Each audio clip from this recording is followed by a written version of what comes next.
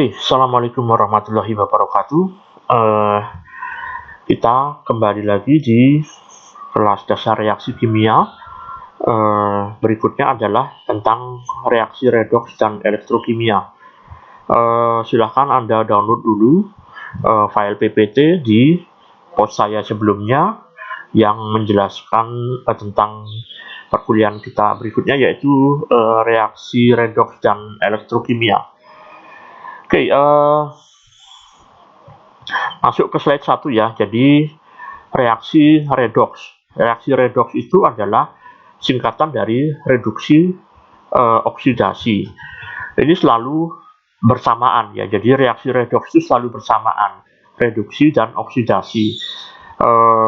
Dalam reaksi redoks itu selalu terjadi reduksi dan juga oksidasi. Tidak mungkin dalam suatu reaksi redoks itu hanya terjadi reduksi saja atau hanya terjadi oksidasi saja.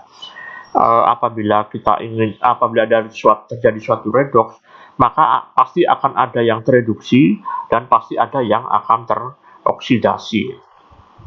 Kemudian reaksi redoks itu cirinya adalah terjadi transfer elektron ya, terjadi transfer elektron. Salah satu memberikan elektron, yang satunya lagi akan menerima elektron. Untuk yang memberikan elektron, dia akan mengalami oksidasi atau peningkatan bilangan oksidasi. Sementara yang menerima elektron, dia akan mengalami reduksi atau dia akan mengalami penurunan bilangan oksidasi. Reaksinya itu, cirinya itu ada di situ. Karena ada juga reaksi yang sebenarnya dia tidak mengalami transfer elektron. Contohnya yang tidak mengalami transfer elektron, misalkan reaksi antara HCl tambah NaOH. HCl tambah NaOH, ketika kita campurkan, dia nanti akan membentuk NaCl plus H2O. HCl, pada saat HCl hanya itu muatannya positif 1, kemudian Cl muatannya min 1. Untuk NaOH sama, Na-nya positif 1, OH-nya negatif 1. Ketika kita campurkan, membentuk NaCl plus H2O. Na-nya tetap positif 1, Cl-nya tetap min 1, H2O itu juga H dan OH ya, hanya tetap positif 1 dan OH-nya tetap min 1. Di situ tidak terjadi reaksi redoks, itu reaksinya adalah reaksi asam basa. Kemudian untuk reaksi lainnya, misalkan reaksi pengendapan. Misalkan dia CuSO4 tambah NaOH, itu nanti akan menghasilkan yang namanya CuOH 2 kali tambah Na2SO4. CuSO4 ya, CuSO4 itu berarti Cu-nya adalah 2 plus, SO4-nya 2 min.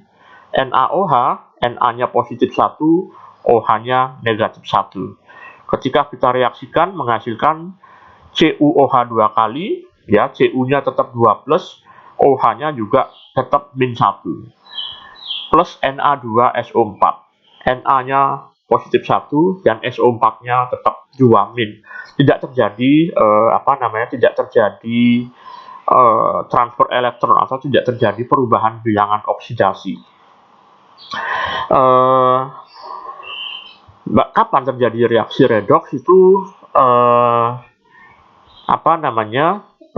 biasanya terjadi misalkan pada pembakaran magnesium ya, Mg plus O2 itu menjadi Mg2O ya, MgO ya, jadi Mg plus O2 itu menjadi MgO.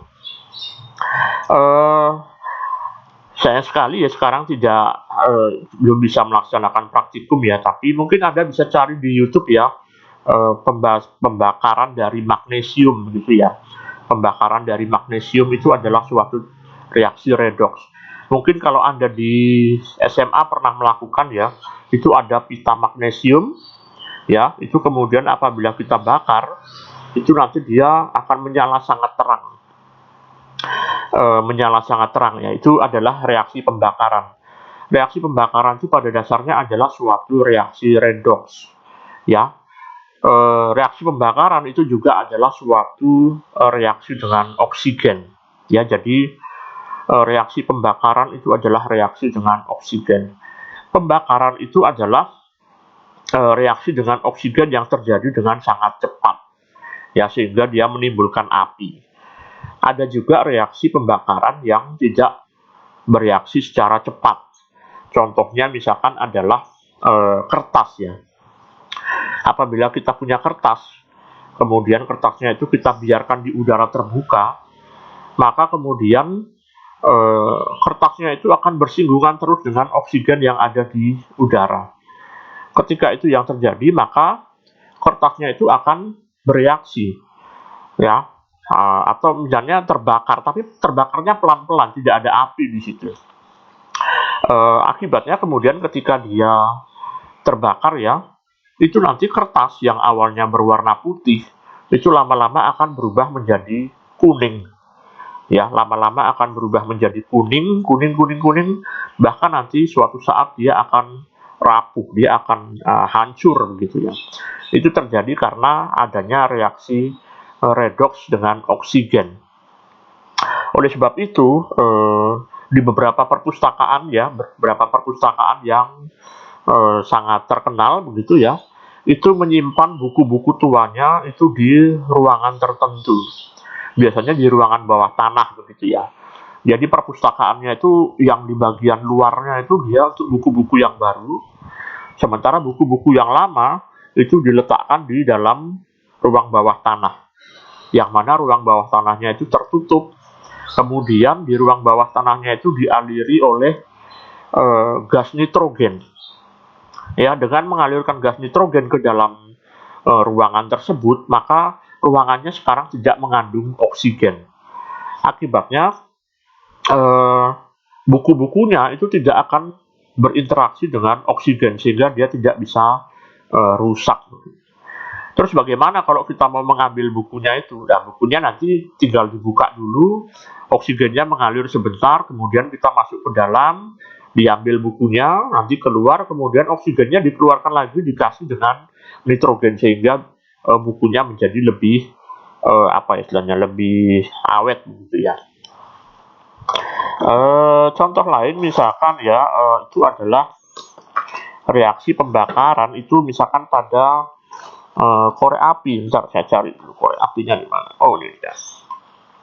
Ya, ini, ya. Ini korek api seperti ini. Ini di dalamnya ada cairan. Cairannya ini sebenarnya adalah gas butana. Butana itu adalah C4H10, ya. C4H10. Iya, ya. 4 kali 2 8 tambah 2 10. Oke. C4H10. Ini wujud aslinya adalah gas. Ini kalau saya tekan yang tombol apa ini, yang bagian hitam ini, maka gasnya akan keluar. Wujud aslinya dalam satu atmosfer dan temperatur kamar itu adalah wujudnya gas, tapi dia nggak kelihatan, ya. Ini saya keluarkan gasnya, dia tidak kelihatan. Tapi kalau kita beri tekanan tinggi, ya, maka dia akan berubah wujudnya menjadi cair. Ini pada temperatur kamar, kemudian tapi tekanannya tinggi di dalam sini, ini adalah wujudnya cair. Gas ini apabila kita keluarkan, ya, keluar begini, dia tidak akan bereaksi dengan udara di luar. Karena seperti yang kemarin, ya, kinetika, ya, ada energi aktivasi yang harus dipenuhi. Kalau energi aktivasinya tidak dipenuhi, meskipun gas butana ini bertabrakan dengan oksigen, tapi dia tidak akan terjadi reaksi apa-apa. Bagaimana caranya supaya kita bisa memenuhi energi aktivasinya? Itu kita kasih percikan, ya. Kita kasih percikan, kemudian kita bakar. Nah, ini, ya, ini saya besarkan juga sedikit. Nah, ini dia, kelihatan begini, ya.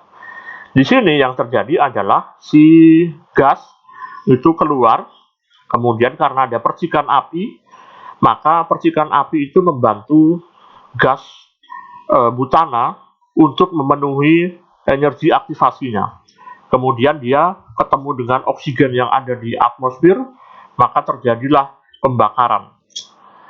Yang terjadi adalah yang di bawah ini masih butana ya, di dalam apa namanya, di dalam koreknya ini masih butana. Kemudian dia keluar terbakar. Yang di sini ini adalah gas CO2 dan H2O. Oke, itu adalah suatu reaksi redoks juga. Ya, jadi di situ terjadi reaksi redoks atau reaksi pembakaran. Oke, berikutnya kita akan membahas tentang magnesium oksida.